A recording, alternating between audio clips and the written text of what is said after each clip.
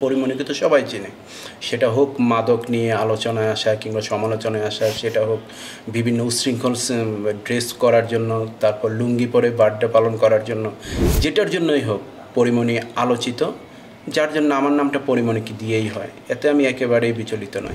যখন ময়ূরী সুপারহিট ছিল তখন কিন্তু ময়ূরীর সিনেমা দেখতে যাব, সেটা যতই অশ্লীল হোক কিংবা যতই সুশ্রী হোক।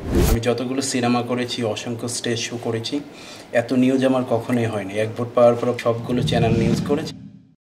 আমি রিসেন্টলি শিল্পী সমিতির নির্বাচন করেছি, সাধারণ সম্পাদক পদে এক ভোট পেয়েছি। এখন আমি সমালোচনা সেই শ্রাবণ শাহ। আমি যতগুলো সিনেমা করেছি, অসংখ্য স্টেজ শো করেছি, এত নিউজ আমার কখনোই হয়নি। এক ভোট পাওয়ার পর সবগুলো চ্যানেল নিউজ করেছে, আপনারাও আমাকে ইনভাইট করেছেন। বেসিক্যালি আমাদের শিল্পী সমিতি থেকে যখন আমার ভোট অধিকার হরণ করে, যখন আমি ভোট দিতে পারবো না। কে হরণ করে? এটা হচ্ছে নিপুণ আপু, যিনি তার আগের ট্রামে যিনি জেনারেল সেক্রেটারি ছিলেন। উনি যখন আমাকে ভোট অধিকার থেকে হরণ করলো, আমি তখন বললাম যে আপু আমার ভুলটা কী ছিল। তখন নিপুণ আপু আমাকে না বলে একজন জার্নালিস্টকে বলেছে শ্রাবণ শাহ প্রেসিডেন্ট নির্বাচন করতে চায়। শ্রাবণ শাহ কি জানে জেনারেল সেক্রেটারি কিংবা প্রেসিডেন্ট নির্বাচন করতে হলে কী কী যোগ্যতার প্রয়োজন? এটা শোনার পরে আমি চিন্তা করলাম, যদি কোনোভাবে আমি আমার ভোটাধিকার পেয়ে যাই, দেন আমি তখন জেনারেল সেক্রেটারি কিংবা প্রেসিডেন্ট নির্বাচনই করব।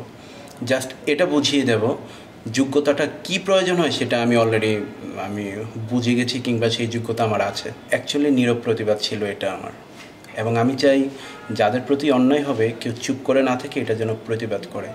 সেটা আমি স্টার্ট করে দিলাম। কারণ উনি আসলে আমাকে এটা ক্ষতি করতে গিয়ে উল্টো আমার উপকার করে ফেলেছে। বেসিক্যালি আমরা যখন সিনেমার আর্টিস্টগুলো হয়তোবা কোনো একজন নায়কের উপর ভর করে নায়িকার পরিচয় হয়, কিংবা যেই নায়িকা কখনো হিট থাকে তখন ওই নায়িকার পরিচয়ে কিন্তু নায়কের পরিচয় হয়। সালমান শাহ যখন ছিল তখন কিন্তু শাবনূর আপু সালমান শাহ পরিচয়টা ইউজ করত। সালমান শাহর হিরোইন কিংবা শাহনাজ কিংবা যারাই ছিল, তখন কিন্তু শাবনূর আপু এতটা পরিচিত ছিল না, সালমান ভাইকে দিয়েই পরিচিত ছিল। যখন ময়ূরী সুপারহিট ছিল তখন কিন্তু ময়ূরীর সিনেমা দেখতে যাব, সেটা যতই অশ্লীল হোক কিংবা যতই সুশ্রী হোক। তো অবশ্যই যেখানে পরিচিত, যার আলোচনা বেশি, তার নামটাই তো আসবে। তো আমাকে কজন চিনত? পরিমণিকে তো সবাই চেনে, সেটা হোক মাদক নিয়ে আলোচনায় আসা কিংবা সমালোচনায় আসা, সেটা হোক বিভিন্ন উচ্ছৃঙ্খল ড্রেস করার জন্য, তারপর লুঙ্গি পরে বার্থডে পালন করার জন্য, যেটার জন্যই হোক পরিমণি আলোচিত, যার জন্য আমার নামটা পরিমণিকে দিয়েই হয়। এতে আমি একেবারেই বিচলিত নই। একটি ভোট পেয়েছেন, এরপর কি আবার শিল্পী সমিতির নির্বাচনে আপনাকে দেখা যাবে? সেটা সময় আসুক, পরিস্থিতি বলে দেবে। এখন বলে দিলে তো আমার পেছনে অনেক শত্রু লেগে যাবে। যদি আমি এখন নতুন করে প্রিপারেশান নেই, ফিল্ড ওয়ার্ক করতে হবে আমাকে, শিল্পীদের ভালো মন্দ বুঝতে হবে, ওদের মন মানসিকতা বুঝতে হবে, দেন আমি ট্রাই করব। ভাইয়া, আমরা তো জানি আপনার আর নিপুণ আক্তারের বাড়ি একই জায়গায়, কুমিল্লায় সম্ভবত। তো আপনার সাথে কি নিপুণ আক্তারের পূর্ব কোনো শত্রুতা ছিল বা কিছু? না, শত্রুতা থাকবে কেন? নিপুণ আপু তো আসলে আমি যতটুকু জানি উনি ম্যাচুরিড কিংবা উনি স্টাডি শেষ করার পর উনি দেশের বাইরে ছিল যতটুকু।